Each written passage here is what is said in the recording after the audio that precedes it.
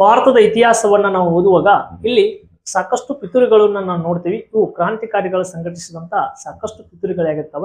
ಹಾಗಾದ್ರೆ ಆ ಪಿತೂರಿ ಮೇಲೆ ಇನ್ನೊಂದು ಪ್ರಶ್ನೆ ಕೇಳ್ತಾನೆ, ಏನಪ್ಪಾ ಅಂದ್ರೆ ಕಾಕೋರಿ ರೈಲು ಪಿತೂರಿಯನ್ನ ಸಂಘಟಿಸಿದವರು ಯಾರು ಅಂತ ಹೇಳಿ ಪ್ರಶ್ನೆ ಕೇಳಿದಾನೆ.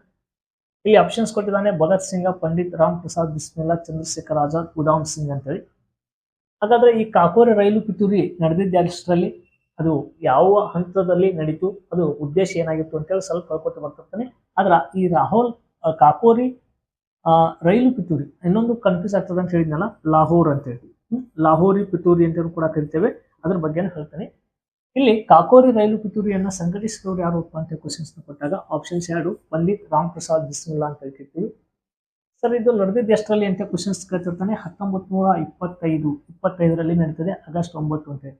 ಇವು ತಿಂಗಳುಗಳು ನೆನಪಿರ್ಲಿಕ್ಕಪ್ಪ ಅಂದ್ರು ಇದು 1925. ನಿಮ್ಗೆ ಸೀರಿಯಲ್ ಆಗಿ ಹೊಂದಿಸುವಂತ ಕೊಟ್ಟಾಗ ಕಾಕೋರಿ ರೈಲು ಪಿತೂರಿ ಫಸ್ಟ್ ಬರ್ತದ. ಇನ್ನು ಲಾಹೋರಿ ಪಿತೂರಿ ನಡೆದಿದ್ದು 1928 ಅಂತ ಹೇಳ್ತಿರ್ತೀವಿ. ಅದಾದ ನಂತರ ಮುಂದೆ ಡಿಸೆಂಬರ್ 17 ಅಂತ ಹೇಳ್ತಿರ್ತೀವಿ.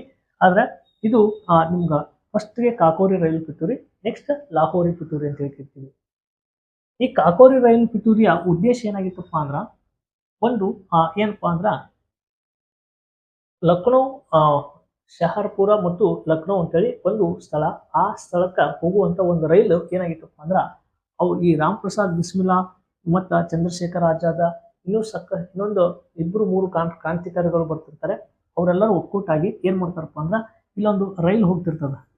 ಆ ರೈಲು ಏನ್ ತುಂಬ್ಕೊಂಡು ಹೊಂಟದ ಅಂತೇಳಿ ಇವ್ರಿಗೆ ಸುದ್ದಿ ಗೊತ್ತಾಗ್ತದಪ್ಪ ಅಂತ ಕೇಳಿದಾಗ ದುಡ್ಡಿನ ಅಮೌಂಟ್ಗಳನ್ನ ಅದ್ರ ಒಳಗಡೆ ಏನ್ ಮಾಡ್ತಾ ಇದಾರಪ್ಪ ಅಂದ್ರೆ ತಗೊಂಡು ಹೋಗ್ತಿರ್ತಾರೆ. ಅದನ್ನ ನಾವು ಏನ್ ಮಾಡ್ಬೇಕಪ್ಪ ಅಂದ್ರೆ ತೆಗೆದುಕೊಂಡು ನಮ್ಮ ಚಳುವಳಿಗೆ ಅಥವಾ ಕ್ರಾಂತಿಕಾರಿಗಳಿಗೆ ನಾವು ಅದನ್ನ ಬಳಸ್ಕೋಬೇಕು ಅನ್ನೋ ಉದ್ದೇಶದಿಂದ ಅದ್ರ ಮೇಲೆ ಏನ್ ಮಾಡ್ತಾರಪ್ಪ ಅಂದ್ರೆ ಇವರು ದಾಳಿ ಮಾಡ್ತಾರೆ. ಬಟ್ ಆ ರೈಲಿನ ಒಳಗಡೆ ಬರೀ ಕಾಗದ ಪತ್ರಗಳಿದ್ದು ಬಟ್ ಆ ದಾಳಿ ಏನಾಗ್ಲಿಲ್ಲಪ್ಪ ಅಂದ್ರೆ ಯಶಸ್ವಿ ಆಗಿಲ್ಲ.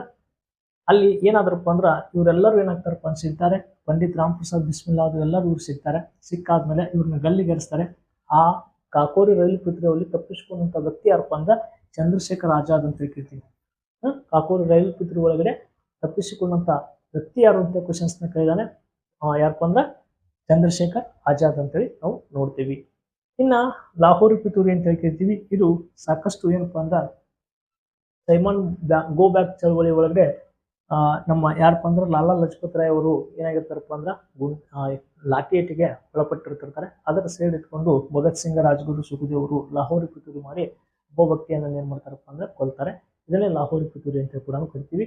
ಈ ತರ ಪ್ರಶ್ನೆಗಳಿಗಾಗಿ ಚಾನಲ್ನ ಸಬ್ಸ್ಕ್ರೈಬ್ ಮಾಡ್ಕೊಡ್ರಿ, ಫೇಸ್ಬುಕ್ ಫಾಲೋ ಮಾಡ್ಕೊಡ್ರಿ. ಧನ್ಯವಾದಗಳು.